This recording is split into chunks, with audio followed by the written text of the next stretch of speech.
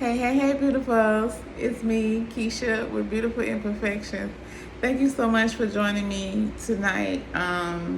We are, and when I say we, just me and my production studio. It's coming. I'm not even in a rush. I'm just gonna be obedient. God is like, record. I'm like, okay, Lord. The time is about 10:30, and today I'm gonna tell you how my day went. So today I went to a training, and I had to be there at 8:50 a.m. And I stay all the way in near Stone Mountain now. I used to stay in Metro Atlanta, so everything is nowhere near me. So now I'm having to travel, and even if I had my car working, I would be traveling at least 30 minutes. But I had to catch the bus, so I had to get up this morning 6 o'clock, 5 o'clock, whatever time I got up, because I wasn't familiar with the MARTA route. So it was a 2-hour hustle and bustle, and I wasn't sure what direction to go, and I was asking bus drivers, and I had the information on my phone. MARTA had already told me which way to go, but I asked the bus driver, and he was like, you don't have to do that, you can just go here. And I wound up going there, and I wound up getting late and walking this way on the street downtown and going the wrong way. I was crying, and I did something stupid. I hitchhiked a ride. It was an older gentleman. He was older, a daddy type. He was just such a blessing, and he was just playing old school music. And he's from Atlanta. He was going that way. It was a 2-3 minute ride, and then I was just like, oh my God, thank you. I was so grateful, because I would have been 30 minutes late. And then after class, after training, it was cool. I was able to schedule my work day for tomorrow. It's a rideshare company or whatever. And then after that, I didn't really want to catch the bus, so I called my fam, and they were like, I'm not available. And so I got a ride with one of my classmates, and and I gotta get up and do it again. And I don't gotta get up and do nothing. This is the crazy thing.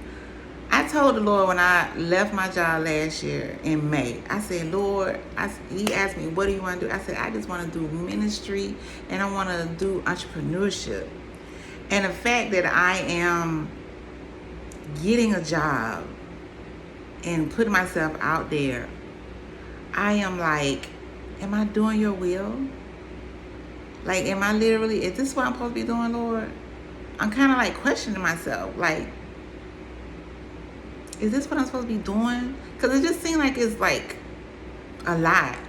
And I'm putting a lot of effort into it. And I'm like, if I would put all this effort into my stuff, my business, Lord, would it pan out? And would I be able to walk in the thing that you have,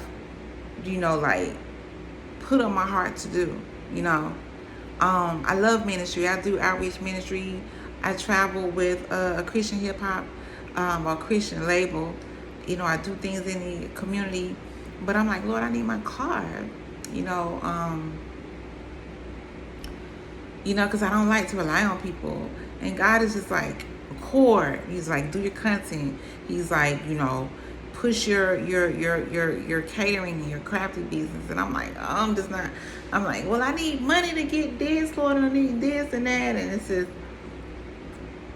it's just a journey, and I think sometimes when we don't see things happen the way we want it to happen, then we just kind of okay, well, I'm gonna go do this. I'm going to help God out.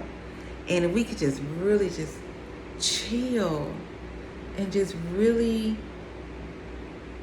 trust God, and that doesn't mean not work. I feel God gives us opportunities, and he gives us scenarios where we can have what we need in our households, or just give us a little comfort and stuff like that. So it's nothing wrong with getting a job, but if you really are trusting God, you really got to hear him. Because his way is easy. Even if it's hard, it's easy. I know that sounds crazy, but it's he give us the grace, and he give us the this is hard, but I'm gonna do it. Even when we doing ministry, I've heard pastors and people Joyce Myers and people say, it can be rough in ministry, but